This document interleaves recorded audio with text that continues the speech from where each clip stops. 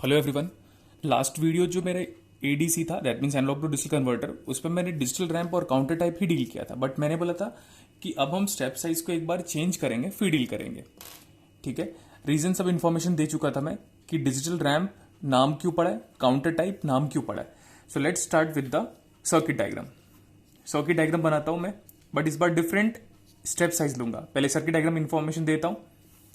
सबसे पहले जो आपका एनालॉग इनपुट है VA, एनालॉग इनपुट का नाम क्या है, VA is applied to non inverting terminal of the comparator circuit. तो ये जो ओप एम्प है is acting as a comparator circuit या कंपेरेटर मोड में वर्क कर रहा है। और कंपेरेटर मोड में वर्क करने का मतलब आपका op amp by default saturated ही है। फिर यहां पे मैं एंड गेट लगाया और एंड गेट में हम यहां पे स्क्वायर वेवफॉर्म दे रहे हैं। स्क्वायर वेवफॉर्म का मतलब यहां पे आप क्लॉक दे रहे हो। ठीक, यहां पे छोटा सा इन्वर्टर लगा हुआ है। ये एंड गेट का जो आउटपुट है वो जाके हमने एक 4 बिट एग्जाम्पल ले लेते हैं। 4 बिट ले सकते हो, 5 बिट ले सकते हो। सो लास्ट टाइम पे 4 बिट लिया था, तो मैं अभी 5 बिट ले लेता हूं। 5 बिट अप काउंटर। यहां पे रीसेट है, ऊपर वाला जो है अभी जो बनाया ये वाला, ये पोर्शन रीसेट है, कनेक्ट हो गया। और ये जो इन्वर्टर था एंड गेट का वो भी यहीं पे जाके कनेक्ट हो गया ऐसे करके। इसका नाम है एसओसी। लास्ट टाइम पे भी इन्फॉर्मेशन दिया था, अगर लास्ट वाला वीडियो देखोगे तो इसको देखने में और अच्छी फीलिंग आएगी। एसओसी का मतलब है स्टार्ट ऑफ कन्वर्जन। और ये वाला जो पॉइंट है, ये वाला, ये this is nothing but reset applied to a counter. मतलब अगर रीसेट की वैल्यू अगर 1 है तो 5 bit up counter by default 5 बार 0 है, 0 0 0 0। नेक्स्ट 1, अगर ये 5 बिट अप काउंटर है तो इसके 5 आउटपुट होंगे। इसको मैं ऐसे बोल रहा हूं B0, देन ये फिर ये B1 बिट है, B2 बिट है, B3 बिट है और B4 बिट है। नाउ इसके सारे के सारे आउटपुट हम DAC से पास करेंगे। सारे के सारे आउटपुट को DAC से पास करेंगे। अब DAC की वर्किंग मैथमेटिकल एक्सप्रेशन के थ्रू पता हो जाना चाहिए। और वही DAC का जो स्टेप साइज है वो ओवरऑल ADC का स्टेप साइज होगा। और DAC का जो आउटपुट है उसको मैं बोल रहा हूं VAX। ठीक, it's a 5 bit, it's a 5 bit digital to analogue converter. 5 bit digital to analogue converter. Next 1, ये जो DAC की वर्किंग है mathematical expression which relates digital input to analogue output. तो VAX इज इक्वल टू, अगर मैं step size को 0.5 लूंगा तो ये ऐसा हो जाएगा 2 to the power of -1 into B0, है ना। Coefficient of LSB bit represents step size plus 2 power 0 into B1 plus 2 power 1 है ये into B2, 2 power 2 into B3 plus 2 power 3 into B4। 5 bits है तो यहां पे मैं स्पेस नहीं था तो यहां पे लिख दिया ऐसे। अगर आप कोफिशिएंट ऑफ LSB बिट देखोगे तो ध्यान से देखो, कोफिशिएंट ऑफ LSB बिट आपको 2 power -1 नजर आएगा। ये है coefficient of LSB bit. This is nothing but LSB का कोफिशिएंट, LSB का coefficient. So coefficient of LSB bit represent step size. तो स्टेप साइज पूरा लिख देता हूं, 0.5 वोल्टेज आ रहा है क्योंकि वोल्टेज में लिखा हुआ VAX। उसके बाद एसओसी का डिस्कशन करते हैं। एसओसी क्या है? Start of conversion. पहले ये हाई है इमेजिनेशन पॉइंट ऑफ व्यू या एजम्पशन पॉइंट ऑफ व्यू, पहले मैंने हाई लिया और एक सर्टेन टाइम के बाद ये 0 हो जाएगा। तो मैं बोल रहा हूं let my reference time as T equal to 0।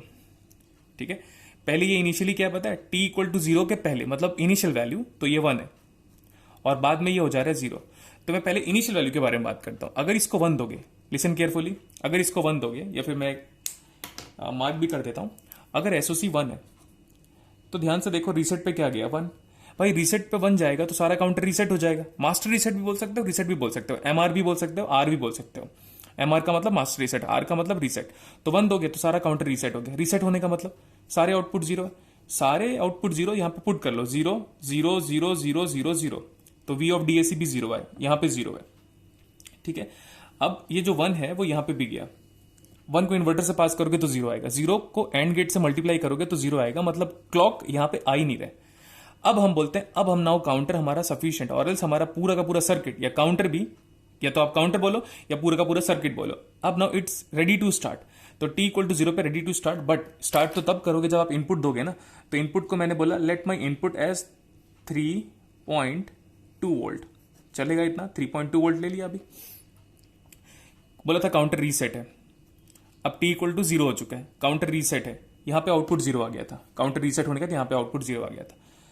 3.2 compare with 0 plus reset is higher potential, sorry positive terminal of the comparator is at higher potential, so output will be plus reset, और plus reset मतलब logically 1, तो यहां पे 1 आ गया। अभी अब देखो start of conversion आपका हो चुका है 1 से 0, तो 0 0 0 0 0 ट्रांसमिट करो, अब यहां पे 0 है, तो इन्वर्टर से पास होने के बाद 1 आया, ये भी 1 और ये भी 1, दोनों 1 है, 1 मल्टीप्लाइड बाई क्लॉक, 1 को किसी से भी मल्टीप्लाई करोगे तो क्लॉक आना अब शुरू हो गया।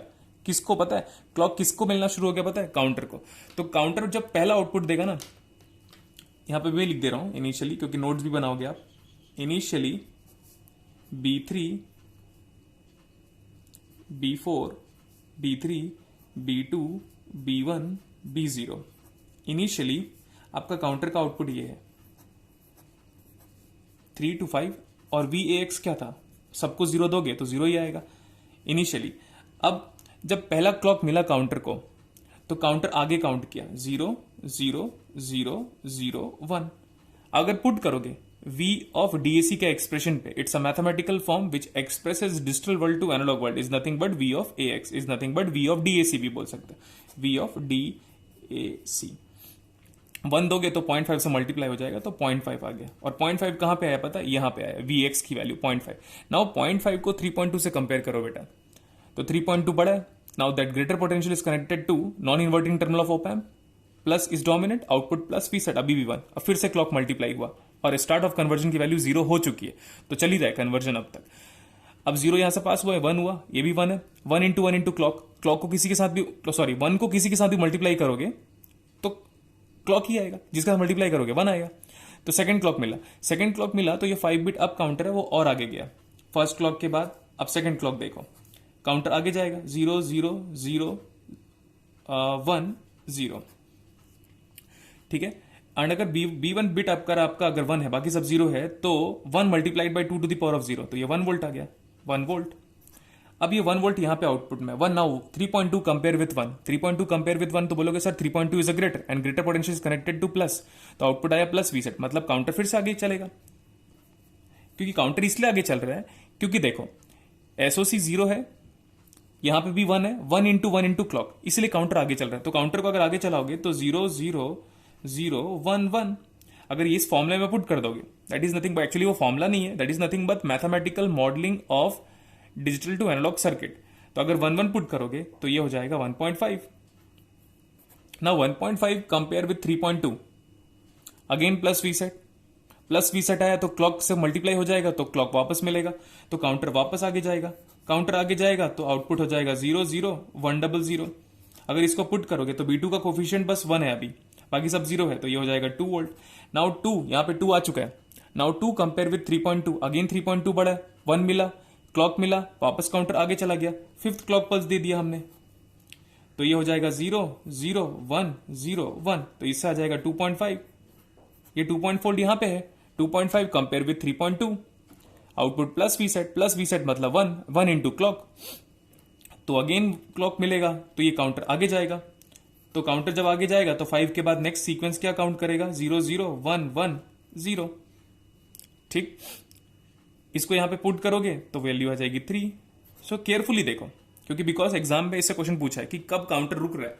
ये 3 आया यहां पे और ये 3.2 है, तो 3 और 3.2 में 3.2 बड़ा इज कनेक्टेड टू पॉजिटिव, मतलब अभी भी ये 1 है, आउटपुट ऑफ कंपेरेटर अभी भी 1 है, मतलब क्लॉक अभी भी दोगे, क्लॉक वापस मिलेगा, तो काउंटर डेफिनेटली आगे जाएगा, 3 पे आगे जाएगा काउंटर, तो 7th क्लॉक पल्स दिया, 7th क्लॉक पल्स दोगे तो काउंटर आगे मूव करेगा, तो 0 0 1 1 1, 1 1 दोगे तो 2 + 1 3 एंड 3.5 वोल्ट।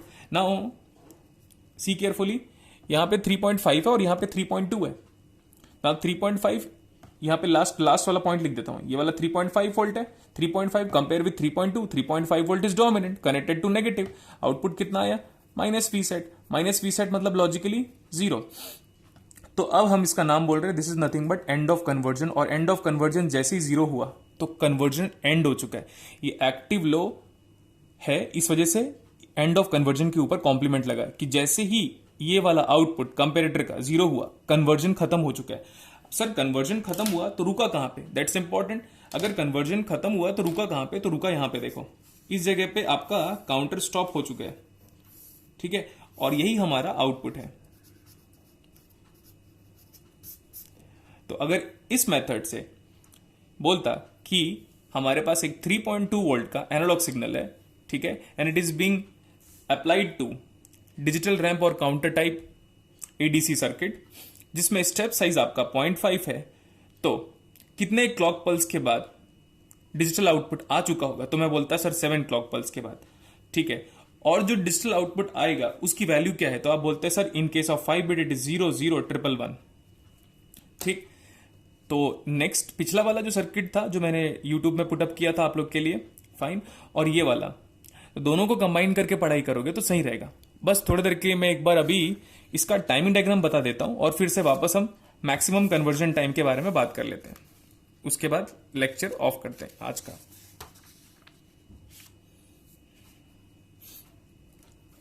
ठीक है, एक रेफरेंस लाइन बनाना जरूरी है। रेफरेंस लाइन मतलब जिस टाइम से आपने कन्वर्जन शुरू किया, तो स्टार्ट ऑफ कन्वर्जन पहले 1 था, याद होगा आपको, स्टार्ट ऑफ कन्वर्जन पहले 1 था, बाद में जैसे ही उसने 0 किया तो कन्वर्जन शुरू हो गया, लेकिन उस टाइम पे आपको एनालॉग इनपुट देना पड़ेगा। तो अभी हमने बोला कि let I am having my analog voltage as 3.2 था हमारे पास एनालॉग इनपुट, और ये यहां से हम स्टार्ट कर रहे हैं। अब जो यहां पे मैं वेवफॉर्म बनाऊंगा that is nothing but VAX का variation of waveform with respect to T, ये भी T है, और VA एनालॉग वोल्टेज तो कांस्टेंट है, ठीक है। पहले आया था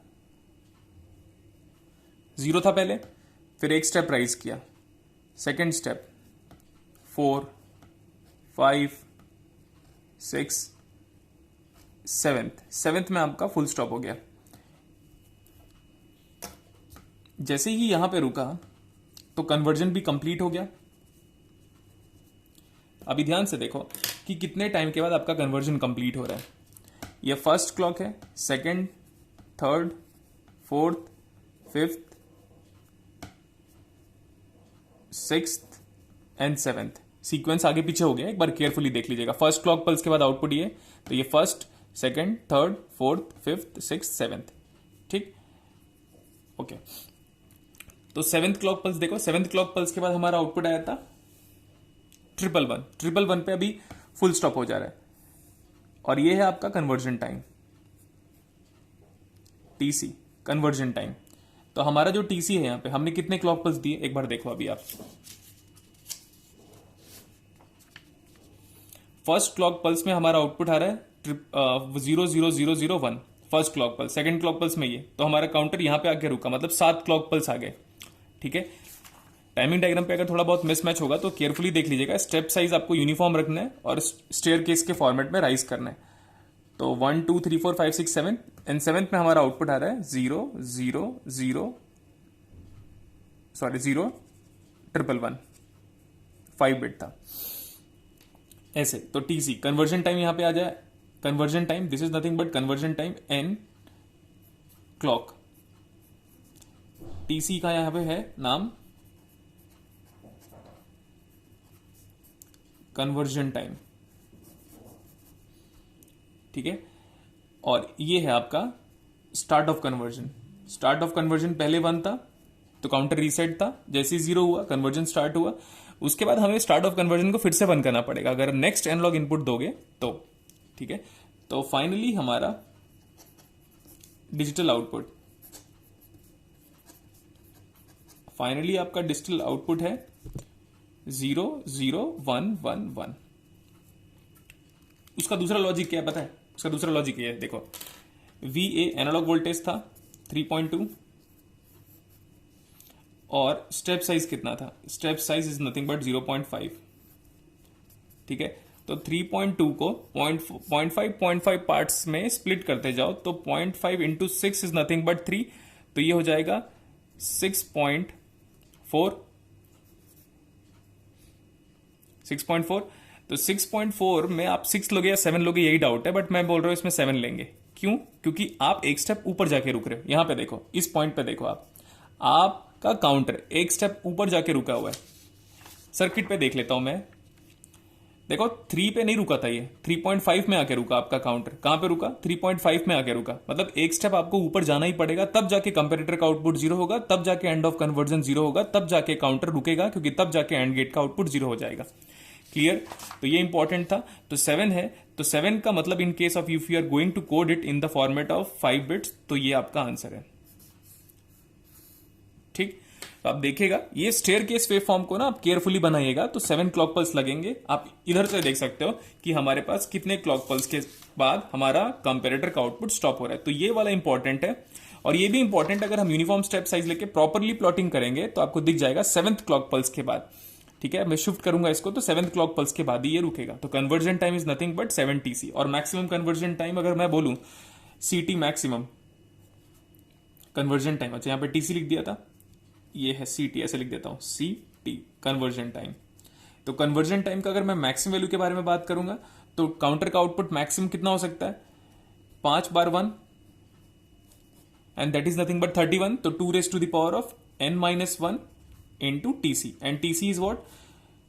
क्लॉक का टाइम पीरियड, क्लॉक का टाइम पीरियड जो आप क्लॉक दे रहे हो उसका टाइम पीरियड। और मैक्सिमम से मैक्सिमम आउटपुट कितना हो सकता है इसका? 1 2 3 4 5, and what is this one in base 10 is nothing but 31, so that is nothing but 2 raised to the power of n-1। ऐसे लिख सकते हो ना, 2 raised to the power of 5 minus 1 is nothing but 31। तो ये मैक्सिमम कन्वर्जन टाइम था। ठीक है, नेक्स्ट लेक्चर पे हम पढ़ेंगे successive approximation analog to digital converter, वो इंटरेस्टिंग रहेगा। Okay, thank you everyone.